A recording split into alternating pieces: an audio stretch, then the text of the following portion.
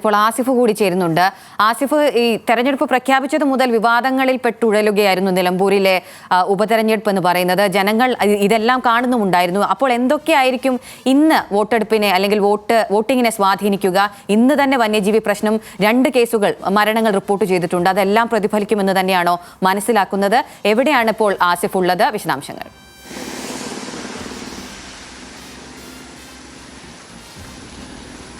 തീർച്ചയായും അവസാന നിമിഷം വരെ രാഷ്ട്രീയ ചർച്ചകൾ നടന്ന ഒരു തെരഞ്ഞെടുപ്പായതുകൊണ്ട് തന്നെ വന്യജീവി സംഘർഷവുമായി ബന്ധപ്പെട്ടുള്ള വിഷയങ്ങൾ അത് ഉറപ്പായും ഈ തെരഞ്ഞെടുപ്പിനെ ബാധിക്കുമെന്ന് നമുക്ക് ഉറപ്പിച്ച് പറയാം. കാരണം നിലമ്പൂരിൽ ഒരുപാട് സ്ഥലങ്ങളിൽ ഇത്തരത്തിലുള്ള വന്യമൃഗ ആക്രമണം ഉണ്ടാകുകയും ആളുകൾക്ക് ജീവൻ നഷ്ടപ്പെടുകയും ചെയ്യുന്ന അടക്കമുള്ള കാര്യങ്ങൾ ഉണ്ടായിരുന്നു. അതുകൊണ്ട് ഈ മേഖലയിലെ ജനങ്ങളെ ഇത്തരം സംഭവങ്ങൾ വലിയ രീതിയിൽ ബാധിക്കാനും സ്വാധീനിക്കാനും ഉള്ള ഒരു സാഹചര്യമുണ്ട്. ഞാനിപ്പോൾ ഉള്ളത് ആര്യാടൻ ഷൗക്കത്തിൻ്റെ വീട്ടിലാണ്. UDF സ്ഥാനാർത്ഥി 7 മണിയോടുകൂടി കുടുംബസമേതം വോട്ട് ചെയ്യുമെന്നാണ് അറിയിച്ചിട്ടുള്ളത്.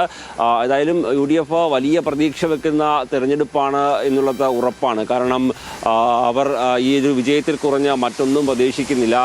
ഏതായാലും ഏറ്റവും ഒടുവിൽ ഇതുമായി ബന്ധപ്പെട്ട CPM സംസ്ഥാന സെക്രട്ടറി നടത്തിയ പരാമർശങ്ങൾ പോലും അത് സ്വാധീനിക്കുമെന്ന് UDF കരുതുന്നുണ്ട്. ഏതായാലും 7 മണിയോടുകൂടി ആയിരിക്കും ആര്യാടൻ ഷൗക്കത്ത് വോട്ട് രേഖപ്പെടുത്താൻ എടുക്കുക. അപ്പോഴും ഇരു മുന്നണികളും അൻവർ പിടിക്കുന്ന വോട്ടുകൾ ഏതു തരത്തിൽ സ്വാധീനിക്കും എന്നുള്ള കാര്യത്തിൽ അവർക്ക് 2 കൂട്ടർക്കും ആശങ്കയുണ്ട് എന്നുള്ളത് വ്യക്തമാണ്. ആരുടെ വോട്ടായിരിക്കും അൻവർ കൂടുതൽ പിടിക്കുക എന്നുള്ളത് സംബന്ധിച്ച് ഇപ്പോഴും ഒരു വ്യക്തത മുന്നണികൾക്ക് വന്നിട്ടില്ല. ഇരു മുന്നണികളും തങ്ങളെ ബാധിക്കില്ല എന്ന് വിചാരിക്കുമെങ്കിൽ പോലും അത് ആരുടെ വോട്ടാണ് എന്നത് സംബന്ധിച്ച് ഒരു കൃത്യമായ ധാരണ ഉണ്ടാക്കാൻ ഇരു മുന്നണികൾക്കും കഴിയാത്തത് ആണ് അവരുടെ ജയപരാജയങ്ങളെ സ്വാധീനിക്കാനുള്ള ഒരു കാരണമായി ഇപ്പോഴും നിലനിൽക്കുന്നത്.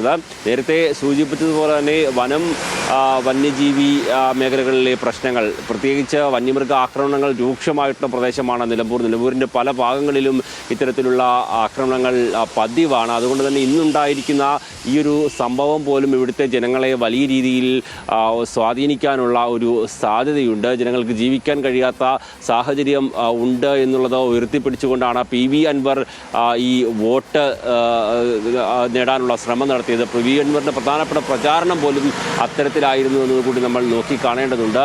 ഏതായാലും ഒരു മെച്ചപ്പെട്ട പോളിംഗ് ഇരു മുന്നണികളും പ്രതീക്ഷിക്കുന്നുണ്ട്. കാരണം 3 പ്രധാനപ്പെട്ട സ്ഥാനാർത്ഥികൾ, നമ്മൾ 4 പ്രധാനപ്പെട്ട LDF-ഉം UDF-ഉം അതുപോലെ തന്നെ NDA-യും സാധാരണഗതിയിൽ മത്സരിക്കുന്നതിൻ്റെ അപ്പുറത്ത് PV അൻവറിൻ്റെ ഒരു സാന്നിധ്യം കൂടി ഉള്ളതിനാൽ കൂടുതൽ പോളിംഗ് നടക്കാനുള്ള ഒരു സാധ്യത ഇരു മുന്നണികളും കാണുന്നു. അങ്ങനെ ആളുകൾ കൂടുതൽ പോളിംഗ് ബൂത്തിലേക്ക് എത്തുമ്പോൾ ഇരു മുന്നണികൾക്കും ആശങ്കകളും പ്രതീക്ഷകളും ഉണ്ട് എന്നുള്ളതും ഏറ്റവും പ്രധാനപ്പെട്ടതാണ്. ഏതായാലും വലിയ രാഷ്ട്രീയ ചർച്ചകളെല്ലാം വേദിയായ നിലമ്പൂർ ഇന്ന് പോളിംഗ് ബൂത്തിലേക്ക് എത്തുമ്പോൾ പ്രതീക്ഷയിൽ തന്നെയാണ് മുന്നണികളുള്ളത്. അൻവറിനെ സംബന്ധിച്ചിടത്തോളം അൻവറിൻ്റെ നിലനിൽപ്പിൻ്റെ പോരാട്ടം കൂടിയായി ഇത് കാണുന്നതിനാൽ മെച്ചപ്പെട്ട ഒരു വോട്ട് ഷെയർ നേടാനുള്ള എല്ലാ ശ്രമങ്ങളും അൻവറിൻ്റെ ക്യാമ്പ് നടത്തിയിട്ടുണ്ട്. 15,000-നും 25,000-നും ഇടയിലെങ്കിലും വോട്ട് പിടിക്കാൻ കഴിയുമെന്നൊരു പ്രതീക്ഷയാണ് അവർ പങ്കുവെക്കുന്നത്. അങ്ങനെ UDF-നെ സംബന്ധിച്ച് പറയുകയാണെങ്കിൽ 15,000 വോട്ടിൻ്റെ ഒരു ഭൂരിപക്ഷത്തിൽ വിജയിച്ച് കയറാൻ കഴിയുമെന്ന് അവർ പ്രതീക്ഷിക്കുന്നു. അത്തരത്തിലുള്ള കണക്കുകൂട്ടലുകളാണ് അവർ നടത്തിയിട്ടുള്ളത്. UDF-ൻ്റെ ശക്തിയുള്ള എല്ലാ പ്രദേശങ്ങളിലും, പ്രധാനമായും നമ്മൾ തദ്ദേശ സ്വയംഭരണ തെരഞ്ഞെടുപ്പുകളിലെ ഫലം നോക്കുകയാണെങ്കിൽ UDF-ന് മേൽക്കൈയുള്ള പഞ്ചായത്തുകളാണ് അധികമുള്ളത്. നിലമ്പൂർ നഗരസഭയിൽ LDF-ന് മേൽക്കൈയുണ്ട്. മറ്റ് 2 പഞ്ചായത്തുകളിലാണ് LDF മേൽക്കൈയുള്ളത്.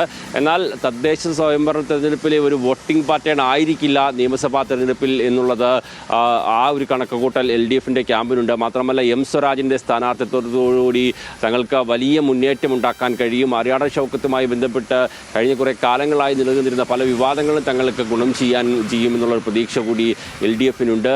ഏറ്റവും ഒടുവിൽ കഴിഞ്ഞ തവണ മത്സരിച്ച മുൻ DCC പ്രസിഡന്റ് കൂടിയായിരുന്ന VV പ്രകാശിൻ്റെ വീട് സന്ദർശിക്കാത്ത അടക്കമുള്ള വിഷയങ്ങൾ അത് വലിയ രീതിയിൽ LDF രാഷ്ട്രീയ പ്രചാരണ ആയുധം അവസാന നിമിഷം വരെ ആക്കുന്നതിലേക്ക് നമ്മൾ കണ്ടതാണ്. LDF സ്ഥാനാർത്ഥി സ്വരാജ് അത്തരത്തിൽ പ്രകാശിൻ്റെ വീട് സന്ദർശിക്കുന്ന സാഹചര്യം നമ്മൾ കണ്ടതാണ്. അങ്ങനെ ഏതൊക്കെ തരത്തിൽ വോട്ടർമാരെ സ്വാധീനിക്കാൻ കഴിയുന്ന വിഷയങ്ങളുണ്ടോ ആ വിഷയങ്ങളെല്ലാം സജീവമായി ചർച്ചയാക്കുകയും അതിലേക്ക് വോട്ടർമാരുടെ ശ്രദ്ധ നേടാനുള്ള എല്ലാ ശ്രമവും മുന്നണികൾ നടത്തുകയും ചെയ്തിട്ടുണ്ട് എന്നുള്ളതാണ് ഏറ്റവും പ്രധാനപ്പെട്ട ഒരു കാര്യം. ഏതായാലും വലിയ പ്രതീക്ഷയിൽ തന്നെ മുന്നണികൾ ഇറങ്ങിയ തെരഞ്ഞെടുപ്പ് പോരാട്ടം ഇന്ന് പോളിംഗ് ബൂത്തിലേക്ക് എത്തുമ്പോൾ ഇന്ന് ജനങ്ങൾ ആ ഒരു ചർച്ചകളുടെ എല്ലാം ഒടുവിൽ അവർ തീരുമാനങ്ങളെടുത്ത് പോളിംഗ് ബൂത്തിലേക്ക് എത്തുന്ന ഒരു സാഹചര്യം. എന്തായാലും ഞാനിപ്പോൾ ആര്യാടൻ ഷൗക്കത്തിൻ്റെ വീട്ടിലാണുള്ളത്. 7 മണിയോടുകൂടി അദ്ദേഹം കുടുംബസമേതം വോട്ട് ചെയ്യാൻ ഇറങ്ങും എന്നാണ് ഇപ്പോൾ അറിയിച്ചിട്ടുള്ളത്.